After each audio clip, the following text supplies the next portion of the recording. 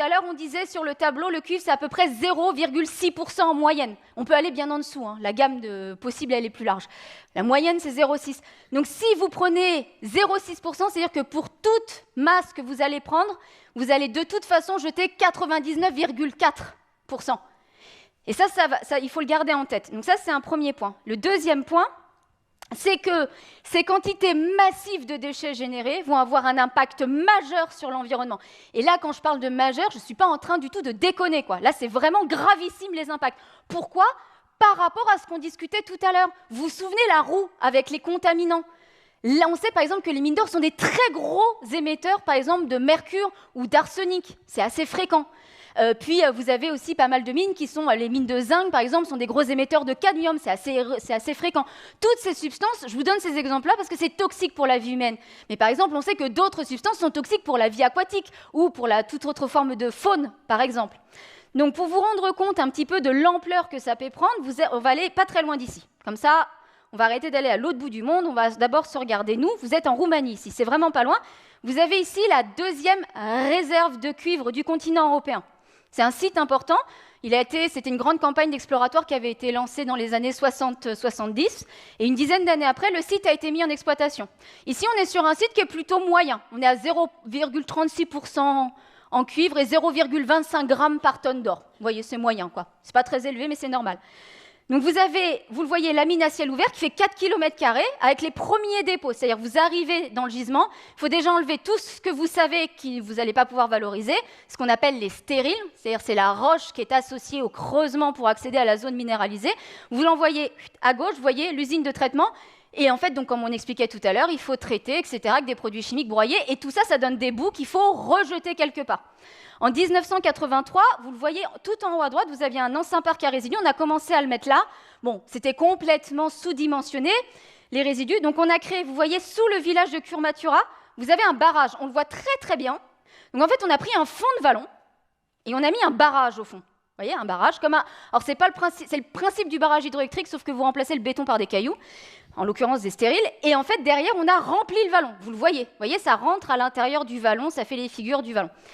Et à droite, vous avez le village, avant qu'on commence le remplissage. Le village de Djehamana, quand la mise en dépôt des résidus que je vous présente ici sous forme de boue a commencé, il y avait encore 1000 personnes qui habitaient dans le village. Vous voyez le clocher ? En haut ? Vous le voyez en bas ? Il y a 4 à 5 millions de tonnes qui continuent à être déversées. Ce site, nous, on l'a visité en 2016 avec l'association. En fait, les gens n'ont pas été indemnisés. On leur a dit, il faut que vous vous en alliez parce que vous allez être engloutis sous la boue.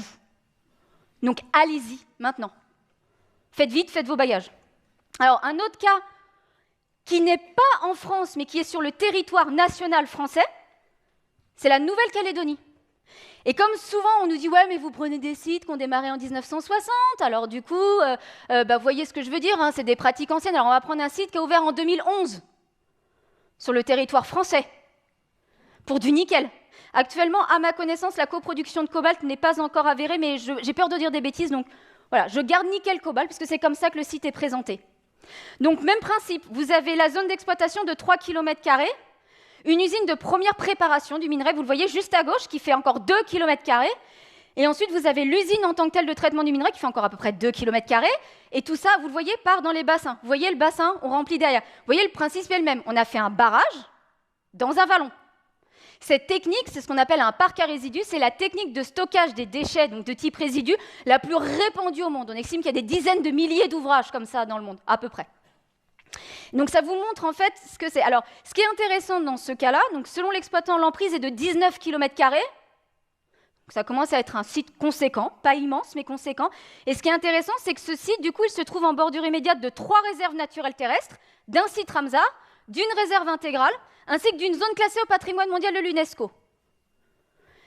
La gestion des résidus, elle est faite de cette façon-là. Ce qui est le plus solide, vous le voyez ici, là, vous voyez la conduite qui ramène le résidu rouge, là. Ce qui est le plus solide, alors ça reste boueux quand même, parce qu'il faut quand même qu'on le transporte pour le mettre dans le bassin. On va le mettre dans le bassin. Ce qui est le plus liquide, ça part de l'autre côté, tic, tic, tic, tic, tic, tic, tic, ça va au port, et 20 km après, vous voyez la conduite de rejet des effluents derrière. Théoriquement, On considère que cette conduite n'a pas d'impact. Il y a une étude qui a été mandatée par l'État en 2022, qu'on a retrouvée avec Systex en 2023, qu'on est en train d'étudier parce qu'on s'interroge quand même sur la nature des effluents qui sont rejetés à 20 km du port. Puis on va prendre un autre cas. Pour l'instant, vous avez vu, je suis presque restée en Europe.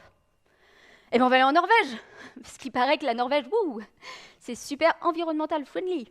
Donc on va aller regarder en Norvège.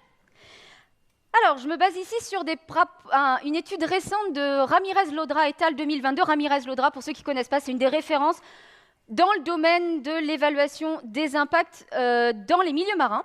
Et notamment, en fait, elle s'est beaucoup intéressée à une pratique que vous voyez ici, qu'on appelle le déversement des déchets miniers dans les milieux aquatiques. Vous voyez les parcs, ça prend de la place. Et souvent, on n'a pas cette place. Et en Norvège, on ne l'a pas. On n'a pas les beaux fonds de vallon, on peut mettre le barrage en cailloux et puis tout déverser derrière, ça ne marche pas. Donc, il faut bien trouver un endroit pour déverser les résidus que je viens de vous présenter. On a des fjords. Selon ces auteurs, c'est une pratique qui est courante. Ils l'écrivent comme telle, en Norvège. C'est une pratique qui est courante. Alors, il s'avère que oui, Systex a mené une étude sur cette pratique à l'international de déversement des déchets miniers de type résidus dans la mer. C'est une pratique qui est effectivement courante. Il y a à peu près 50... Nous, on a identifié 56 sites. On est très en dessous de la réalité parce qu'il y a beaucoup de déversements qui ne sont pas déclarés, qu'on pense qu'on est très en dessous. Mais en tous les cas, vous avez ici un cas d'une mine de fer. Mine de fer qui était censée réouvrir en 2022. Je n'ai pas encore les actualités, je ne peux pas vous dire où ça en est. Ça devait réouvrir. Donc vous avez la zone d'exploitation au sud. Cette zone, elle a été exploitée à peu près de 1910 à 2015 avec 3 interruptions, principalement au moment de la Première et de la Deuxième Guerre mondiale, et puis après sur la fin des années 90. Vous avez cette zone d'exploitation qui fait 12 km². Vous voyez les montagnes de stériles qui se trouvent à cet endroit-là, en bas à gauche, en bleu. Ensuite, vous avez une ligne de chemin de fer sur 8 km jusqu'à Kirkenes, qui est la ville où il y a les installations de traitement. Toujours le même problème. Ces déchets, du coup, quand ils étaient traités, dans un premier temps, vous voyez, on les a mis à gauche, dans le Langfjorden. Désolé s'il y a des Norvégiens dans la salle et que je suis en train de martyriser leur langue. Veuillez m'excuser par avance. La Langfjorden. Mais vous voyez, à force de mettre des résidus dans le fjord, en fait, ça a monté, puis à la fin, ça a quasiment débordé du fjord. Vous voyez, on a créé des plages de résidus miniers dans le fjord, à gauche. Donc on a dit, on va arrêter, on va trouver un autre point, et maintenant on fait le déversement dans le Bogfjorden. Alors Ramirez-Lodra et al., en fait, dans cette étude que je vous présente, en fait, ils alertent en disant, pour ce type de déversement, on manque de visibilité sur les effets, mais de toute façon, ça peut prendre plusieurs dizaines. Certains auteurs vont beaucoup plus loin, plusieurs centaines, voire plusieurs milliers d'années en termes d'impact. Parce que, alors, je n'ai pas de photo de ce qui se passe dans le Bogfjorden. Par contre, pour que vous ayez un ordre de grandeur, vous avez ici la mine de Telnes. C'est une mine de titane qui a procédé à ces déversements. Alors, vous prenez la Norvège, vous avez tout au sud, tout en bas, à l'opposé du pays, et vous trouverez la mine de Telnes. Ça, c'est des photographies, en fait, qui ont été faites par une ONG américaine qui s'appelle Earthworks, et qui voit la situation 35 ans après l'activité de cette pratique, notamment pour la faune. Vous voyez ce crabe, qui est en fait recouvert de résidus, puisqu'il passe tout son temps à l'intérieur des résidus. J'ai fait un choix ici, vous l'aurez compris. Je parle beaucoup des questions environnementales, parce qu'en 50 minutes, c'est un peu compliqué. Bien sûr que dans le temps de questions-réponses, si vous avez des questions sur les questions de réalité humaine qui sont associées à cette activité, on peut largement en parler. Malheureusement, c'est très bien documenté, parce que l'industrie minière, elle est responsable elle est associée au plus de meurtres de défenseurs de droits humains.